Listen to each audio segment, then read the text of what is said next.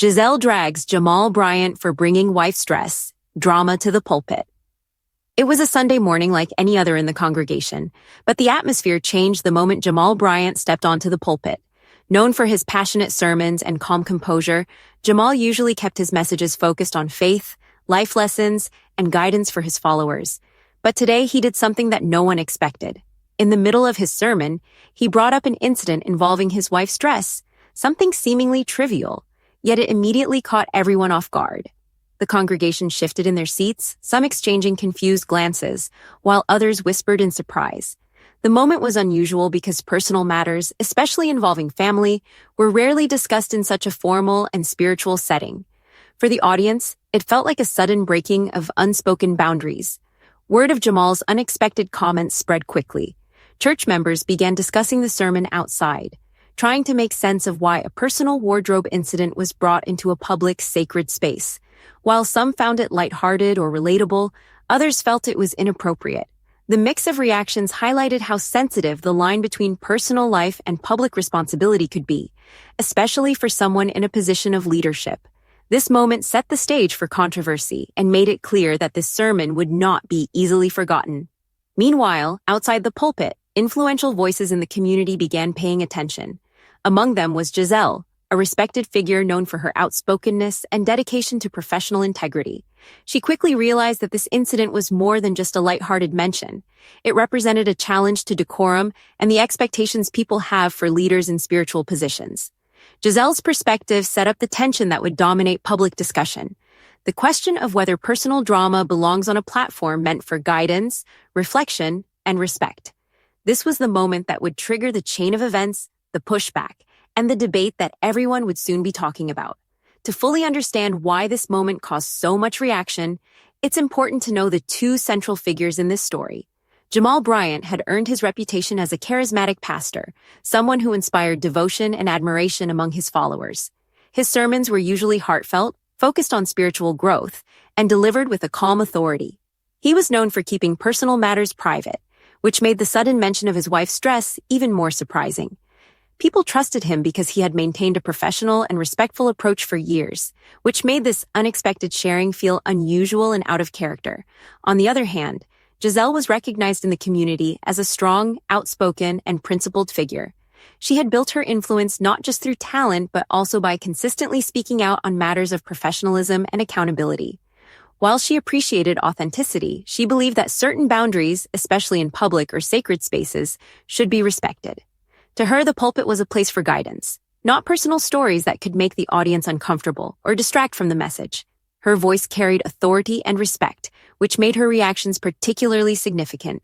The story emphasizes that both figures had loyal supporters.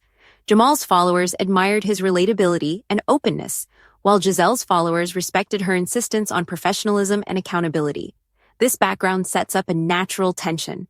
Two well-respected individuals with different perspectives on what is appropriate in leadership and public platforms. It explains why the incident went beyond just a sermon. It became a larger conversation about boundaries, respect, and the expectations placed on leaders. The audience begins to see that this is not a simple clash, but a reflection of values, principles, and personal judgment. The sermon that morning took an unexpected turn when Jamal Bryant brought up the story about his wife's dress.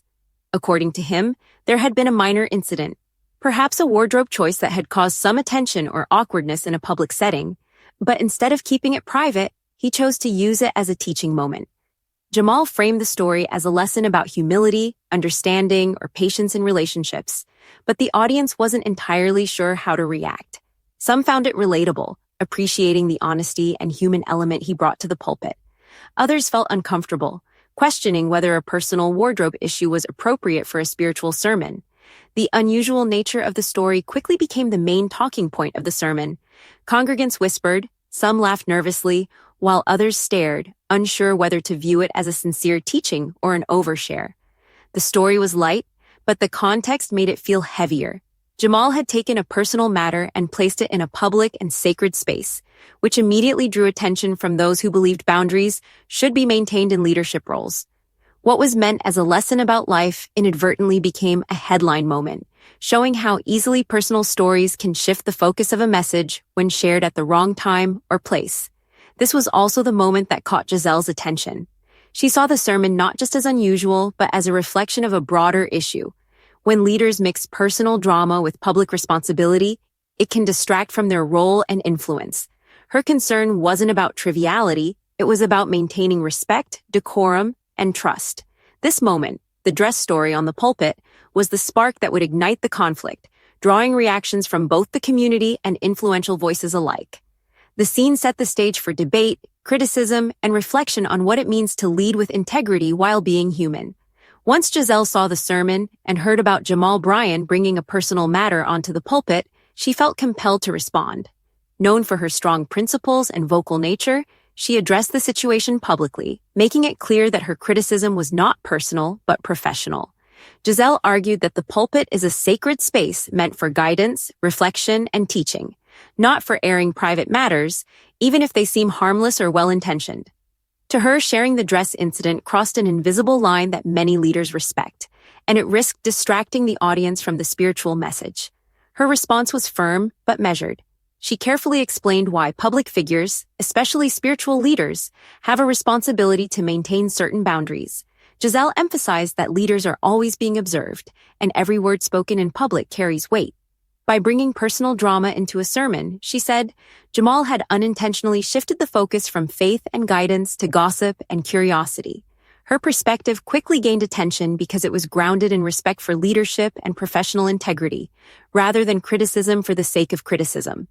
At the same time, Gizelle's reaction highlighted a tension that many people could relate to, balancing authenticity with responsibility.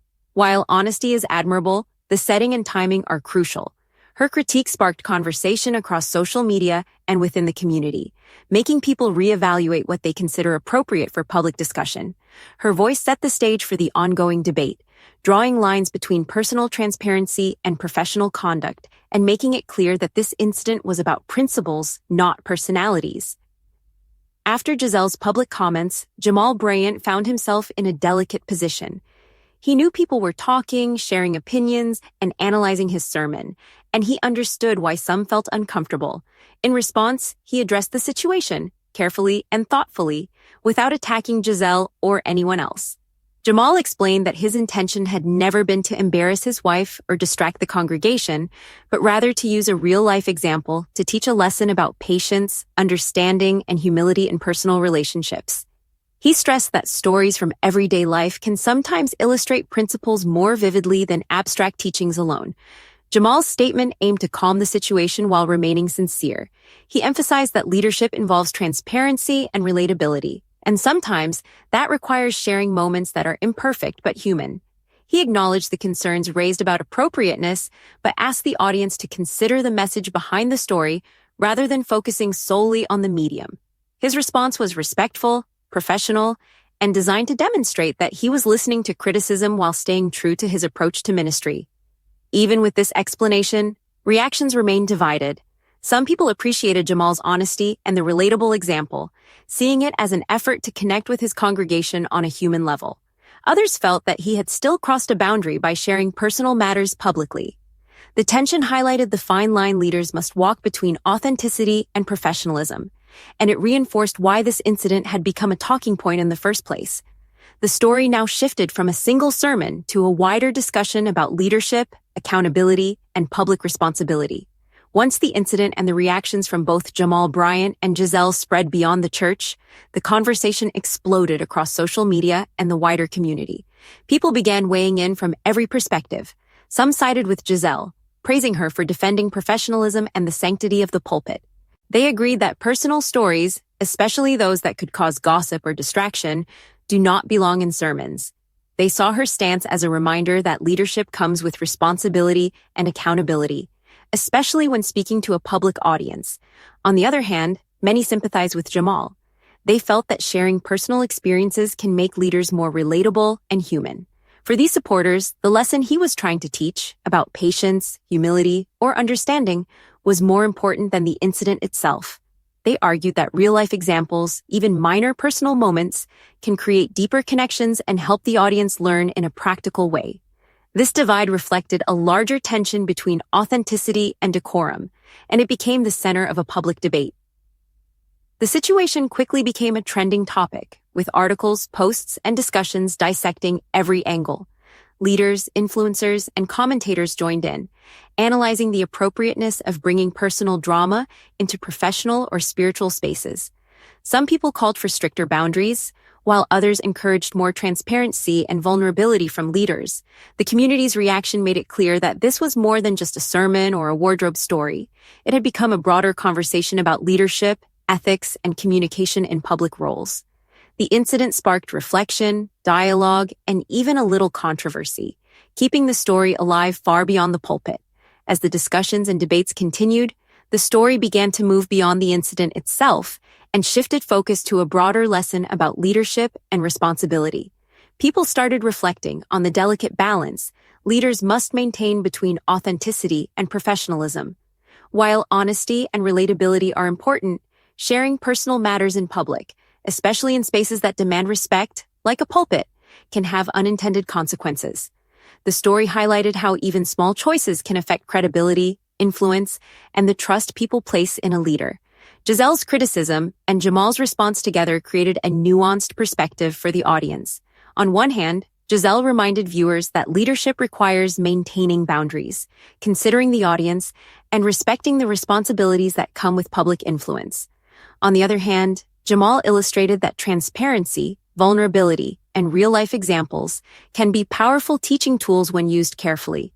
The story encouraged the audience to think critically about both viewpoints, showing that leadership is rarely black and white, and that every decision comes with weight and potential scrutiny. This part of the story also allowed viewers to see themselves in the situation. Many began asking, how would I respond if a leader shared personal drama in a professional setting? When is authenticity too much? And when does caution become unnecessary restraint? By moving the conversation to these broader lessons, the incident became more than just a pulpit story. It became a discussion about values, decision-making, and the subtle responsibilities of those in positions of influence. The audience was encouraged to reflect, engage, and draw their own conclusions, which kept the story both engaging and meaningful.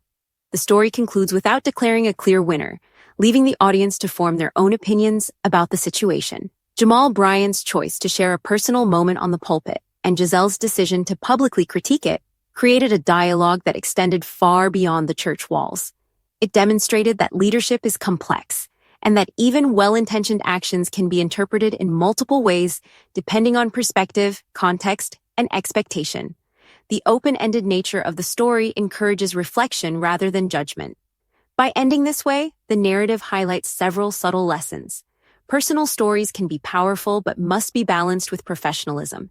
Criticism can be firm yet respectful, and every leader must navigate the fine line between authenticity and accountability. The story leaves viewers thinking about how they would act if placed in similar circumstances, whether as leaders, followers, or observers. It emphasizes that integrity, discernment, and responsibility are critical in public roles, and that personal expression always comes with consequences when shared in professional spaces. This conclusion also sets up space for engagement. Viewers are likely to discuss, comment, and debate, keeping the story alive even after the video ends. It is both a lesson and a conversation starter, encouraging the audience to weigh perspectives, consider intentions, and reflect on the expectations of leadership. By finishing on this thoughtful, reflective note, the story becomes memorable, relatable, and meaningful, perfect for a professional, engaging, and human-centered storytelling video.